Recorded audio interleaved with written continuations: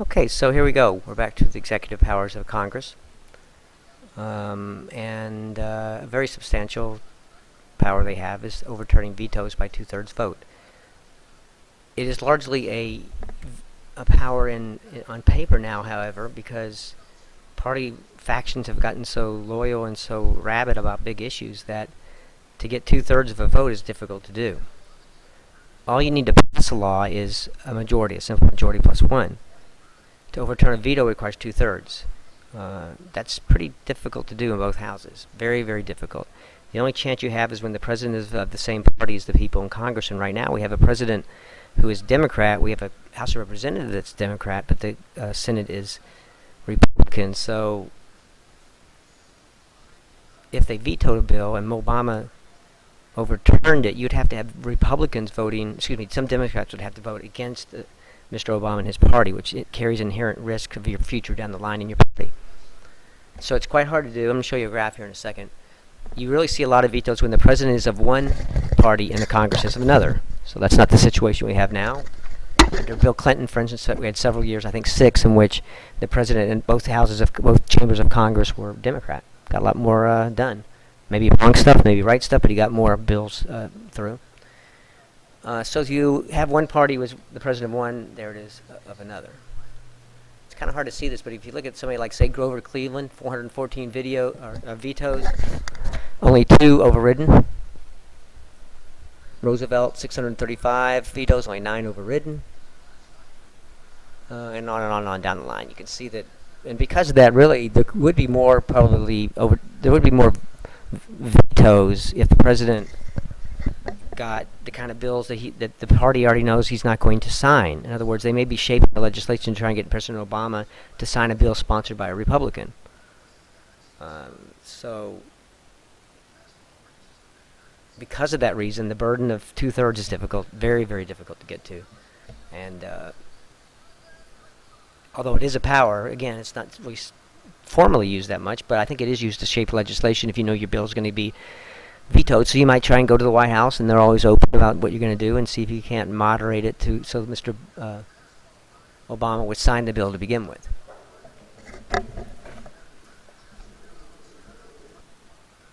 So now we get to probably the most controversial of all. I think the things they put into the White House, and somewhat protective of the whole thing of distrust of government. The framers want to make sure the land that they gave the part of Congress to seize land that was needed, and we're going to see in a second what that means.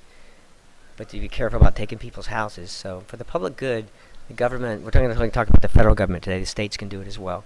But the federal government can seize land even if you don't want to sell it, if it's for the public good. And that's going to be up to a judge if you sue the government for eminent domain in your house. Personally, I've had houses I wish they would have eminent domain because I took losses on them. And they pay pretty well, mainly because it doesn't go out real good with the American people, because it certainly is part of our fabric and the American dream, the idea that we build a house, we have kids, we have the white picket fence, we do this, we do that. And this is a haul worth of Americana, and for them to be able to seize it for the public good, to me, opens up possibilities of abuse. I don't think that really they've done much of that, which is good. But certainly surprising with the framers knowing what their fear of central authority. It used to be a lot harder than it is to do now. But let's look at some examples, shall we?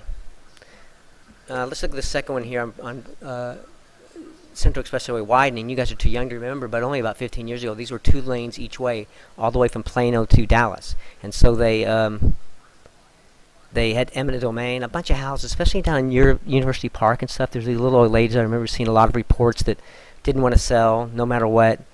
Too sentimental. This is where they lived. They like the house. They like the decorating. Don't want to sell. And so they had to eminent domain. In this case, to make 100,000 people a day go downtown is important for them, the federal government, thinking to eminent domain. Cowboy Stadium here is slightly more controversial. Can you guys think of what might be the justification for that? What's the public good of the Death Star, as I call it, the Cowboy Stadium? Well, it does employ people, doesn't it? And it brings them to hotels, and it does this, and it does that, and it showcases off the city, and therefore is for the public a good. And especially when they build those parking lots at the new stadium. Those were full of houses. Most people went ahead and sold, but a couple held out until they were eminent domain. Another one up here it's fairly easy to understand. When they put the third runway in Dallas DFW Airport, that it was needed. It was for the public good in a lot of ways, which I don't think get into you what those are. But certainly, generally, when it comes to roads or schools and things like that, you're going to get eminent domain by the government if you fight it. Now, the postal power, my second favorite power, because it's got brands my name, of course, in it.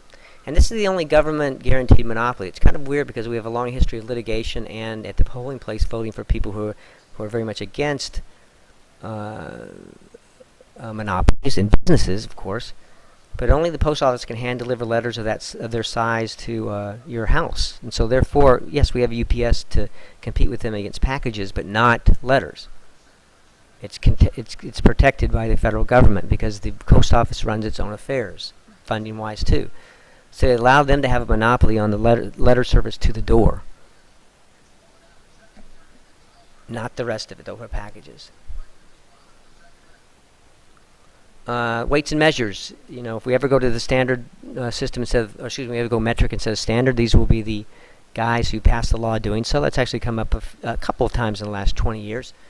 Personally, I think I would like it. It seems quite a bit more simpler, but that will be up to the Congress because they have this specific power, and therefore you couldn't have metric in one state and not in another. Now we turn to copyrights and patents.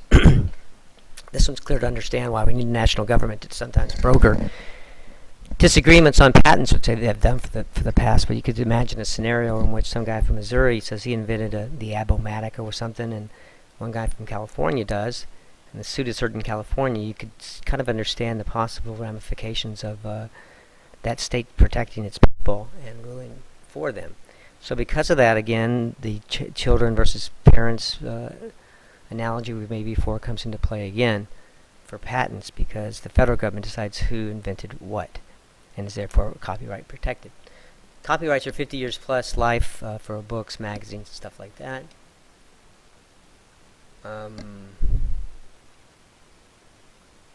So it starts after you've after you've passed away. So after you've passed away, 50 years of copyright still in effect for your people that inherited your estate.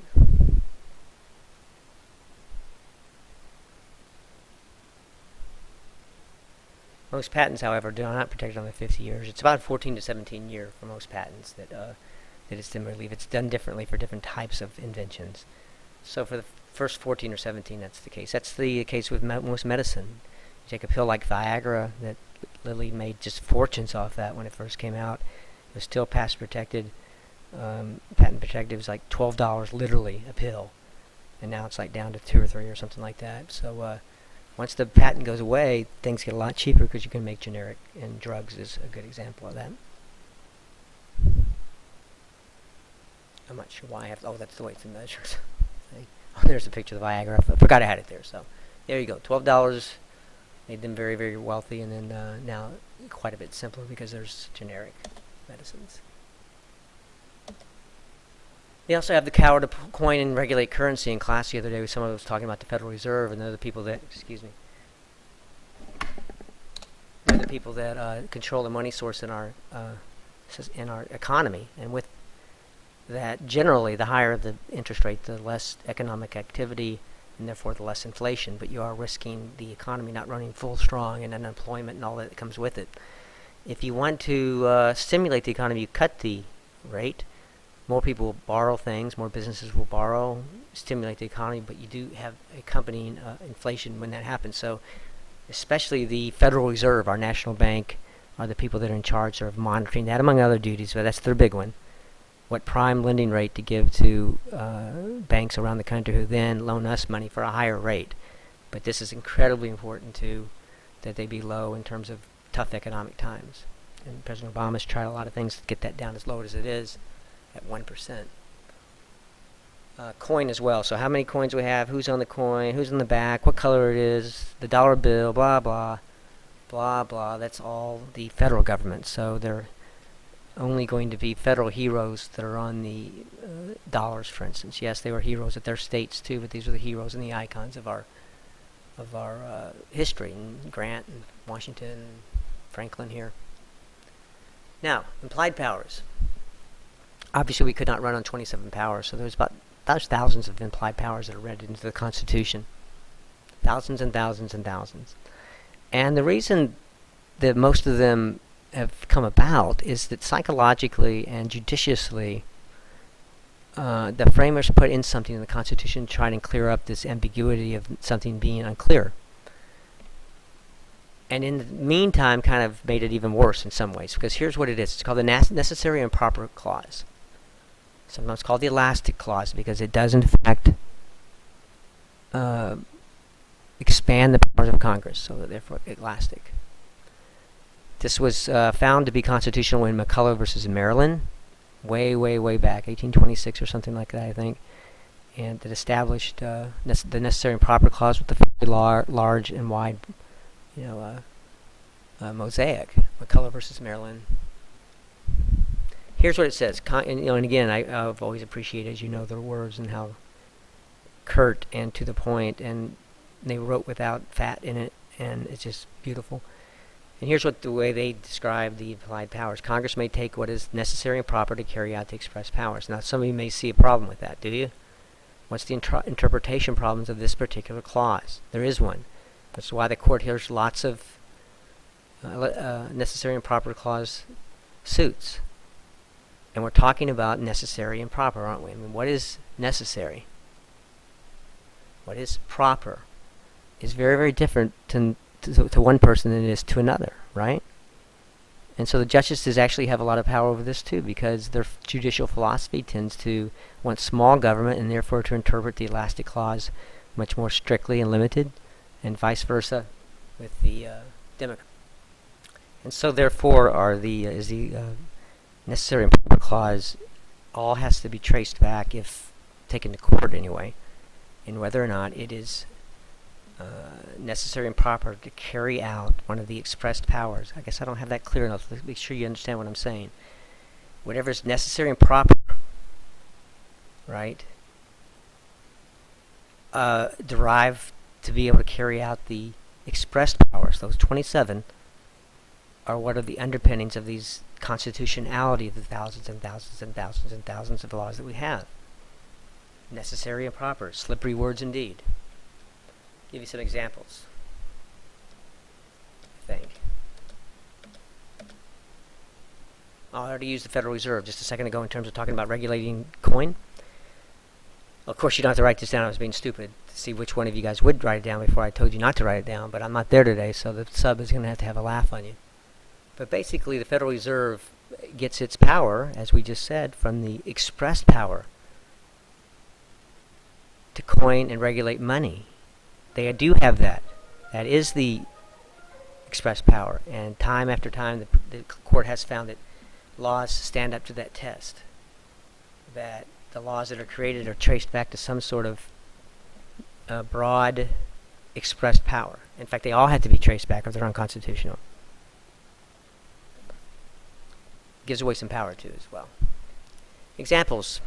Some people think the IRS is illegal, and well, we had an income tax to because the 18th Amendment was the one creating the income tax.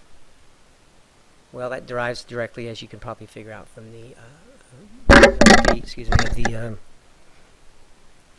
ability of the Congress to raise money, right, to tax.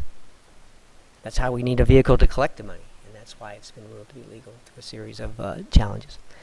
The creation of the national highway system, same thing, through regulating trade between the states. That's where that comes under to make it constitutional. Selling of savings bonds, that comes from the power to borrow, right? Getting the idea?